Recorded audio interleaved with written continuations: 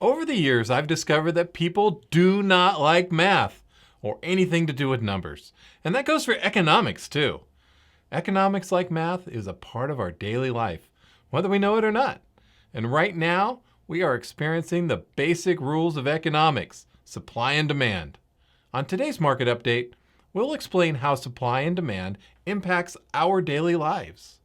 Hello, I'm Jeff Moss, and welcome to All the Right Moves.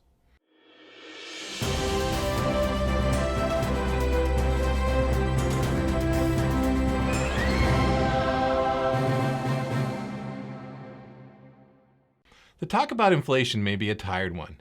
Inflation was predictable and ignored. The federal government uses interest rates as a tool to maintain inflation at an optimum 2%. And they also prop up rates to keep them low. Maybe prop up isn't the right term. When the economy is slow, the Fed likes to keep rates low so the economy will grow. And we've seen that for almost 15 years. But now the economy is slowly recovering from the COVID recession, and we have nearly record inflation. And that's causing interest rates to go up. But how does that impact the market? Well, let's look at supply and demand. The supply in real estate is the inventory of homes on the market. Demand is measured by the number of buyers looking at homes. And inventory has been low since the pandemic began. And if you want to understand why, watch one of our previous updates. But just looking at inventory since 2019, you can see how low it is now. Inventory has been low nationwide, and in California, it's almost 30% lower than in December 2020. This is due to uncertainty. In 2020, it was about COVID. Now it's about COVID, inflation, and the uncertainty of the economy. Well, how about demand?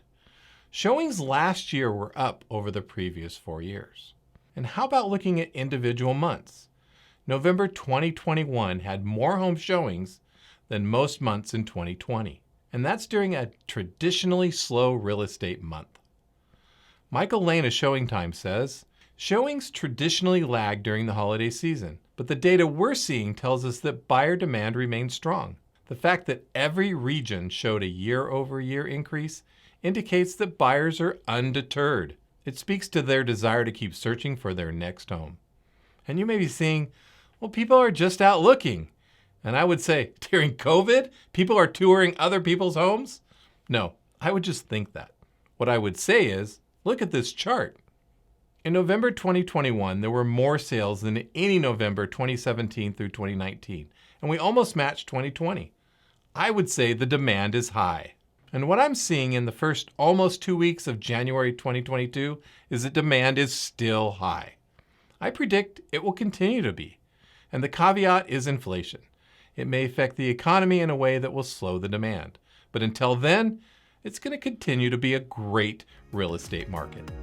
And on that optimistic note, that's it for our show. Thanks for watching. We'll see you next time on All the Right Moves with Jeff Moss.